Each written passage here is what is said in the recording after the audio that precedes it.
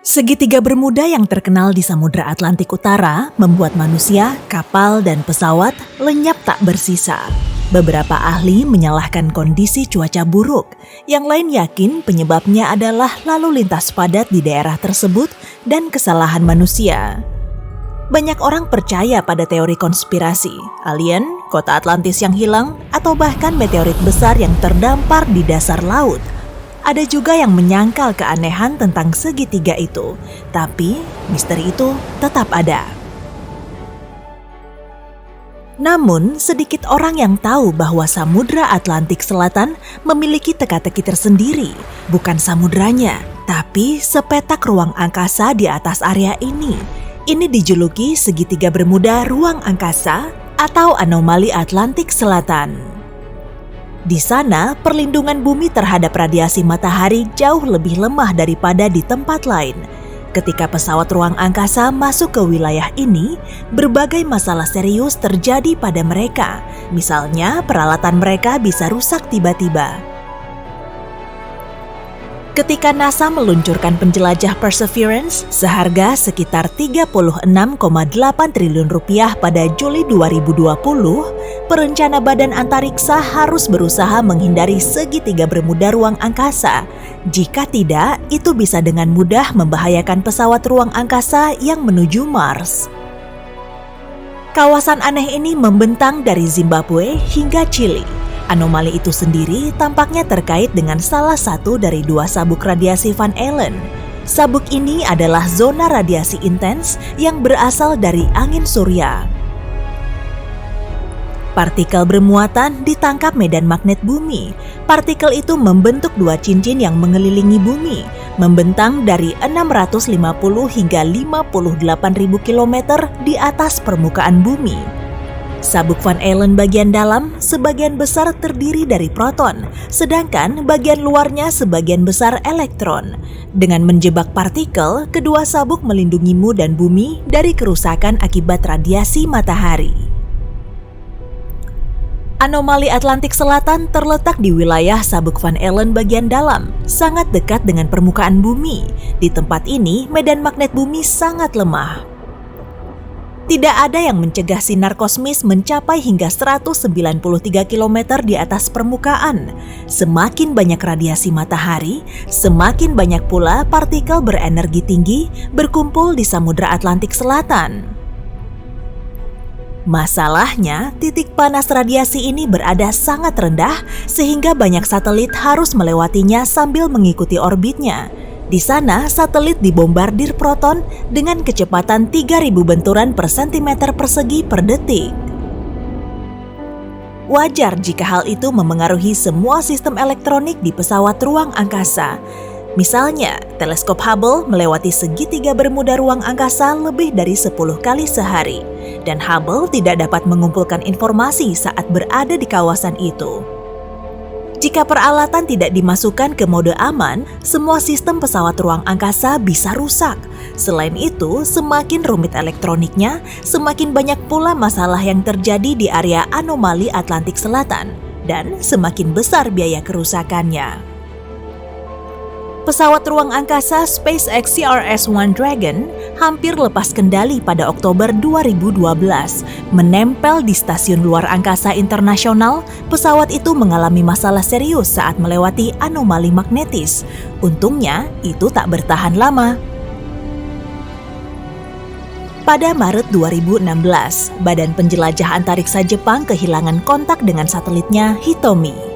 Satelit ini diluncurkan sekitar sebulan sebelumnya untuk mempelajari proses yang terjadi di alam semesta.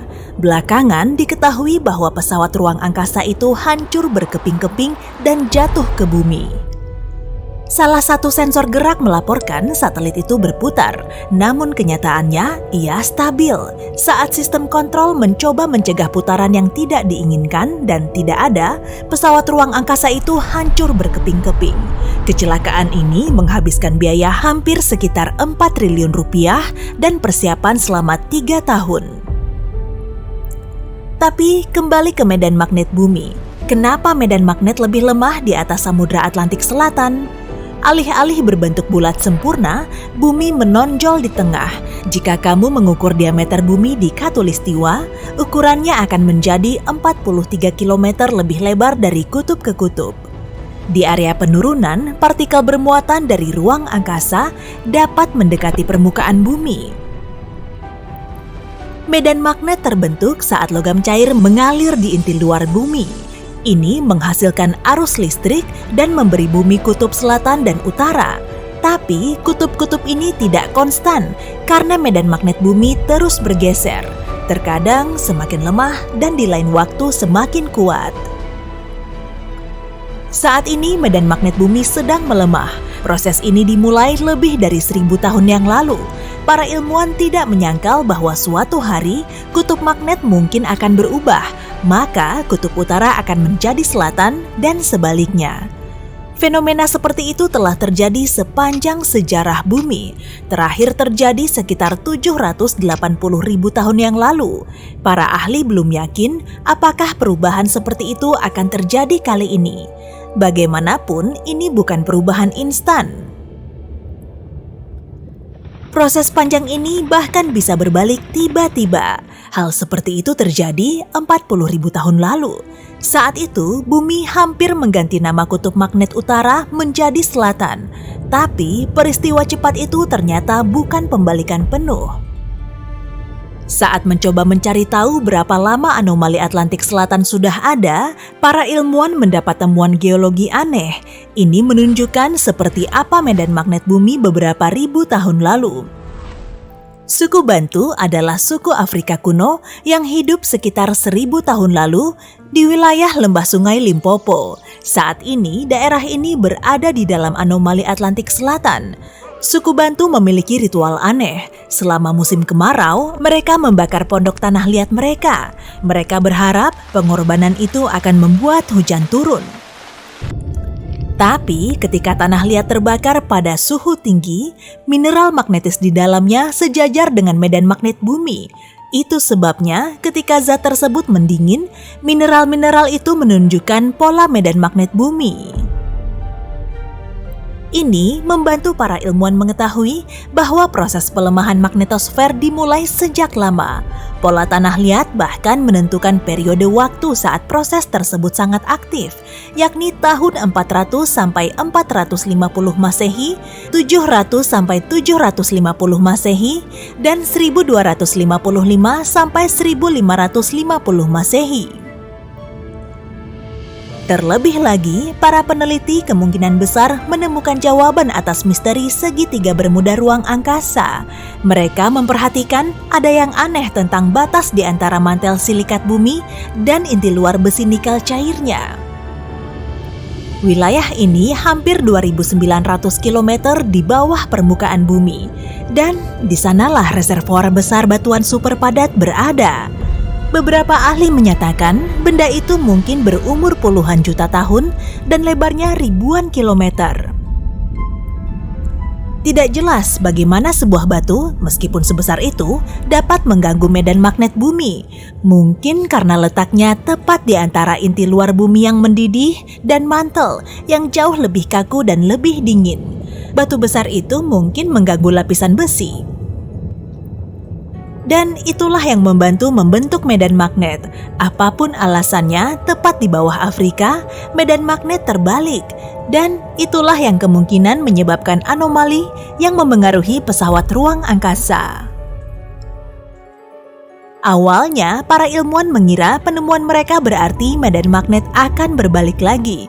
Jika benar, bumi akan mengalami beberapa bencana besar. Benua bisa mulai bergerak ke arah lain. Ini akan memicu gempa bumi dahsyat, menyebabkan hilangnya banyak spesies, dan memicu perubahan iklim. Untungnya, tidak ada bukti bahwa akibat dari pembalikan kutub akan seburuk itu. Lebih baik lagi, itu mungkin tidak akan terjadi sama sekali. Setelah penelitian lebih lanjut, jelaslah bahwa segitiga bermuda ruang angkasa bukanlah tanda akan ada pembalikan kutub.